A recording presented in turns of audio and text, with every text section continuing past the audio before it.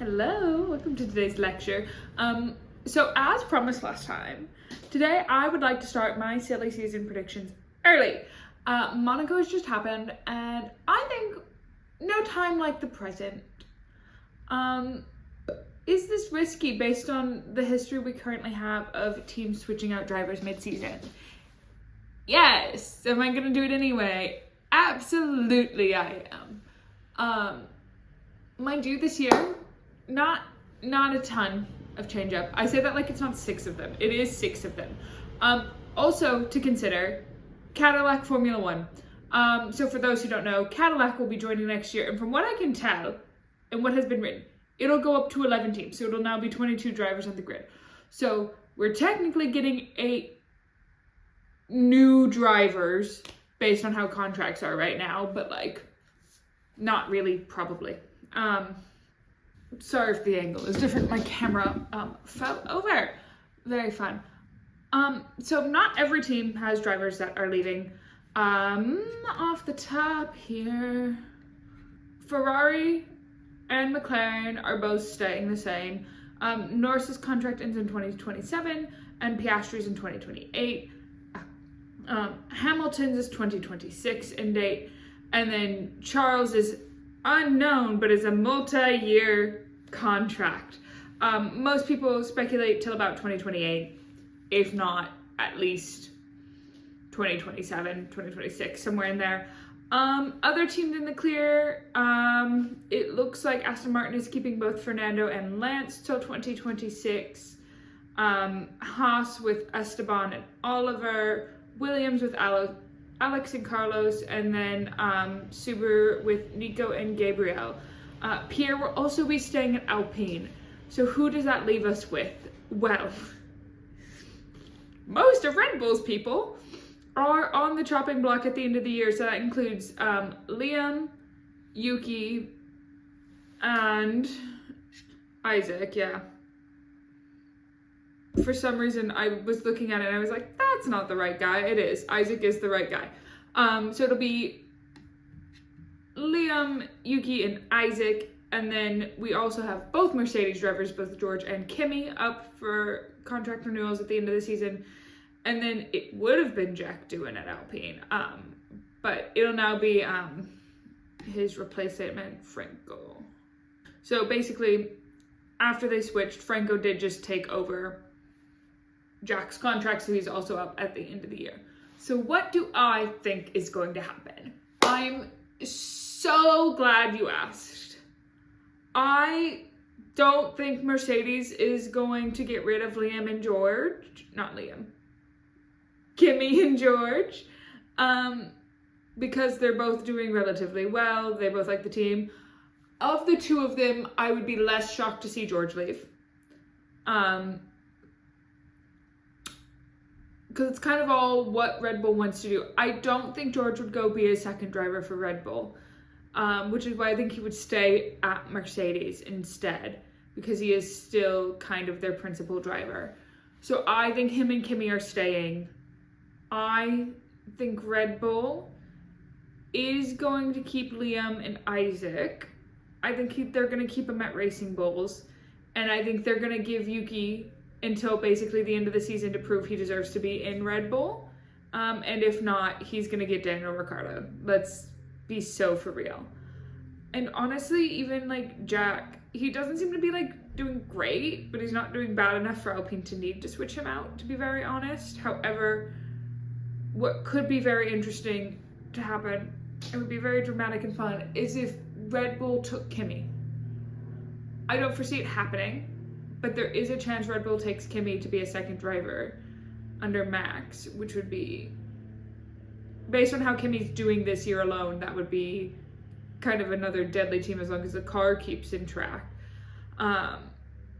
Leaving a seat at Mercedes, which I think they would potentially consider Yuki or Liam for. As to Cadillac, I have a feeling that, as most teams when they re-enter Formula One do, Cadillac is going to choose an older driver who has retired, or just basically run out of a seat. And I think they're going to take a rookie up from F2. I honestly don't know enough about F2 to predict who that rookie's going to be. But I wouldn't be shocked to see Valtteri get pulled into talks for Cadillac. I'm trying to think. I genuinely don't think anybody's going to take Daniel back after he left mid-season. It's when they leave mid-season that you're just kind of like, they're just kind of done, which sucks because Daniel was so entertaining. But I think Daniel's finished his racing career. Interestingly, thinking about it now, I do think Cadillac could take Liam from Red Bull because Liam, honestly, I know I would be, is probably a bit jaded from his experience of being in that primary Red Bull seat under Max and then getting kicked down to basically the second team. It will be interesting to see it all play out, but my speculation is that we're going to kind of keep the same grid, maybe one or two drivers switching around, but like, I don't think it's going to be the big game of musical chairs that it can be some years. Honestly, it's next year. Next year, everybody comes up, and my big prediction is people are retiring next year. Lance Stroll is outperforming Fernando. I can't see him continuing much longer in the sport. I think we will see Fernando's second retirement announcement probably soon. I wouldn't be shocked to see Nico retire just because, again, he's also a bit older. And Lewis is in a weird spot. I think if Ferrari improves, he'll stay. I don't know if he'll stay at Ferrari, but I also think we're probably on a 5-year time period to seeing Hamilton's retirement at most, to be very honest. And then obviously, like, the top 4, I think currently, Lando, Charles, Max, Oscar. I don't foresee any changes in their contracts anytime soon. To be very honest, from what Max has basically said in interviews and stuff from memory, take this with a grain of salt, it is my memory, it just seems like he's not very interested in leaving Red Bull unless Formula One gets less exciting. He basically said he'll leave when he gets bored, which he has signed till 2028, so we have a good 3 more years before he potentially gets bored. Going on past that, I would not be shocked to see Mercedes, should they be able to re-sign Kimi, to re-sign him for a good 2 to 3 year contract. He's gonna be there. Toto seems to really like him, so I've got a feeling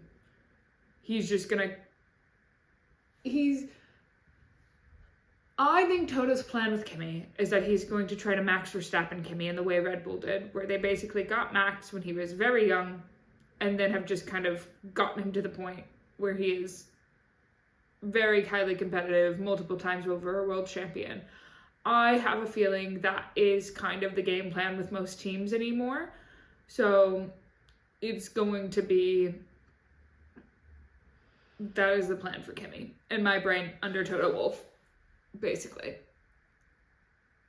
And it's kind of what McLaren is hedging their bets on with both Oscar and Lando, is kind of being the first primary, almost only team they ever race for in Formula One. I'm gonna be honest, I am gonna be shocked if we see the higher level teams really rotating out their drivers as much as they kind of used to. So it's not like every other year we're gonna have a new Ferrari driver or something. I think the focus is shifting towards, you need to cultivate the talent, you need to grow the talent, you need to have the junior teams to grow the talent through F1, whether that be F1 Academy, F2, F3, F4, wherever. We're going to generate the talent, we're going to grow the talent, and we want to feed them directly into our main team so we can grow the champions, so we can be world champions multiple times over.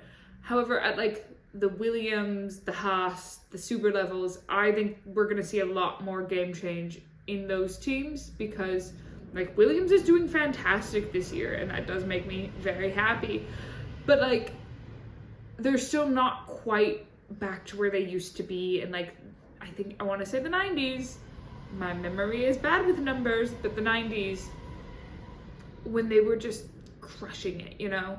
So I think whoever finishes top 5 consistently, we're not seeing them play dice with their drivers as much, whereas our lower 5, soon to be 6, will be playing a lot more games of chance and risk on taking drivers. My other hot take that I will share in this video is I don't think Red Bull should be allowed to have 2 teams fully. I get they're technically different teams, but it's really boring to watch them kind of switch drivers out between the teams. I think it needs to be managed by somebody else or take a different title name, because even Racing Bulls doesn't differentiate it enough in my mind. I feel like there's going to be an issue with that eventually. But that's just me and my speculation. As to what is upcoming for me, for those who don't know, the F1 Academy equivalent of Drive to Survive has launched on Netflix. Hopefully next time you see me, that will be our topic of discussion. That and the last season of Drive to Survive that I still need to finish. It's been so boring this last season. I'll just being real, it's been boring. I stopped like 6 episodes in, haven't gone back to it in like 2 months. But we're gonna do that. We're gonna see if I'm vindicated and right, really, is what we're gonna do. And we're gonna hope I come up with other ideas in the next month. Also a chance you just don't see me on my scheduled days next month, because I am once again moving house, so I will have to film and work around that. But I hope you have enjoyed today's lecture. Let me know what your predictions are. And please remember, as always, to do your homework, whether that be liking, commenting, or subscribing to this channel. And I will see you for my next lecture next time. That was a lot of next. I will see you next time. Bye!